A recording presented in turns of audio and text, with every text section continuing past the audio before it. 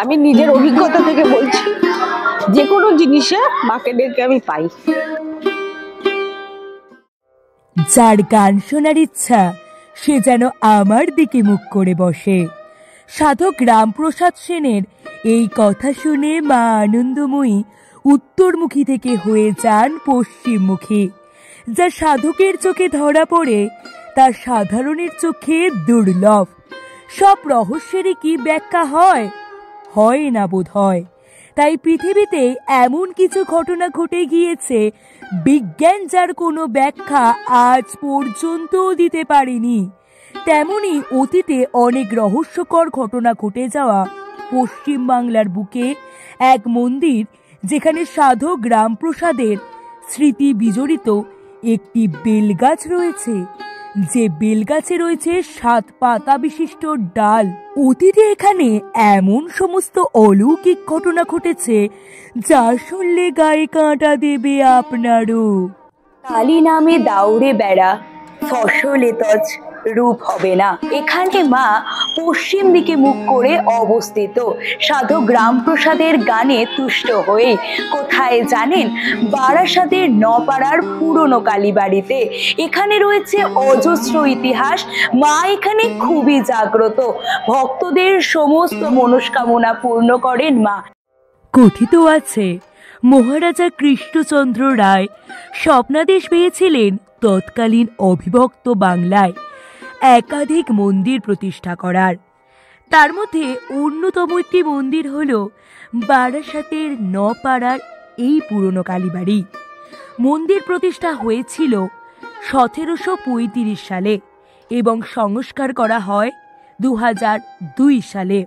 Main মন্দিরটা হচ্ছে কৃষ্ণনগর, নপাড়া পুরানো কালীবাড়ি আনন্দময়ী, এটা আমডাঙ্গারটা হচ্ছে করুণাময়ী, শ্যামনগর আছে, ছোট জাগুলিয়া যে বড়া বলে একটা জায়গা আছে, ওখানে একটা আছে।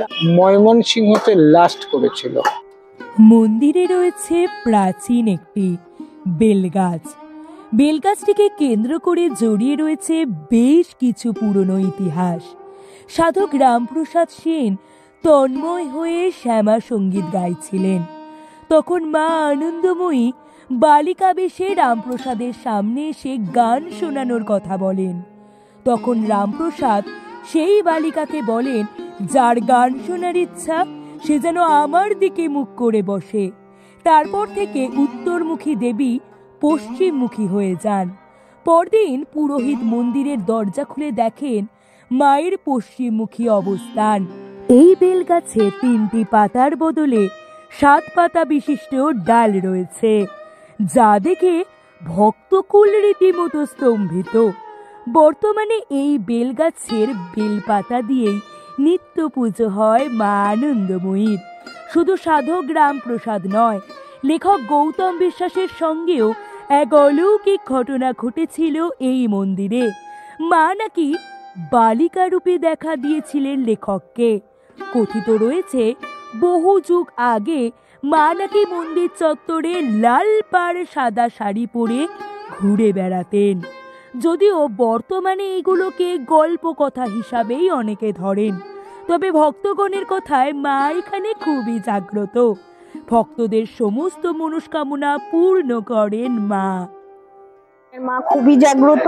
আমার সমস্ত ব্যথা বেদনা দুঃখ যা কিছু থাকে সব মাকে জানাই, উনি তার থেকে আমাকে উদ্ধার করে। আমি নিজের অভিজ্ঞতা থেকে বলছি, যে কোনো জিনিসে মাকে ডেকে আমি পাই। মন্দিরের প্রবেশ পথের ডান দিকে রয়েছে তুলসী মঞ্চ, এরপর মায়ের মূল মন্দির। মায়ের গর্ভগৃহ শ্বেত পাথরের। গর্ভগৃহের চারিদিকে প্রায় 8 ফুট চওড়া বারান্দা। মা আনন্দময়ীর কোষ্ঠী পাথরের মূর্তি রয়েছে এখানে। মা এখানে চতুর্ভুজা। পিতলের প্রতিষ্ঠা করা ঘট রয়েছে। মায়ের বেদির তলায় রয়েছে আসল পঞ্চমুণ্ডির আসন। মায়ের মন্দিরের পাশেই রয়েছে একটি শিব মন্দির এবং শিব মন্দিরের পাশে রয়েছে বিশাল বড় নাট মন্দির। মূল মন্দির ও নাট মন্দিরের পাশে রয়েছে একটি হাঁড়িকাঠ। আগে বলির প্রথা থাকলেও বর্তমানে প্রতীকী রূপেই রয়েছে এই হাঁড়িকাঠ। প্রতিদিন মাকে দেওয়া হয় অন্নভোগ।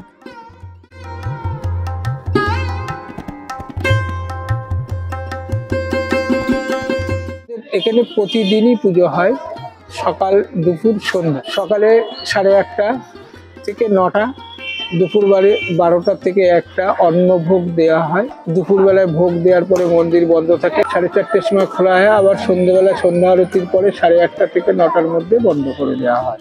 আমরা যেটাই রান্না করে দিই আমরা সেটাই খাই, মাকে যা দিই মূলত নিরামিষই ভোগ। একমাত্র আমিষ ভোগ হয় হচ্ছে কালী পুজোর দিন, কার্তিক মাসে মেন পুজো যেটা বাৎসরিক পুজো। এই সময় আমাদের মাছ দেয়া হয়। প্রতি অমাবস্যায় হোম যজ্ঞ হয়, এখানে পূর্ণিমাতে সত্যনারায়ণ পুজো হয়।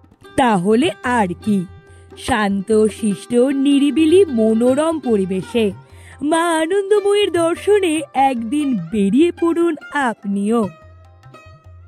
বারাসাত স্টেশন বা বারাসাত ডাকবাংলো মোড় থেকে একটা টোটো ধরলেই আপনারা চলে আসতে পারবেন বারাসাতের নপাড়ার পুরনো কালীবাড়িতে। আর এই ধরনের পুরনো রাজ্যের যে কোনো মন্দির সংক্রান্ত খবর পেতে আপনাদের অবশ্যই নজর রাখতে হবে রিপোর্টার সুকৃতি চ্যানেলে। ফলো এবং সাবস্ক্রাইব করুন রিপোর্টার সুকৃতি।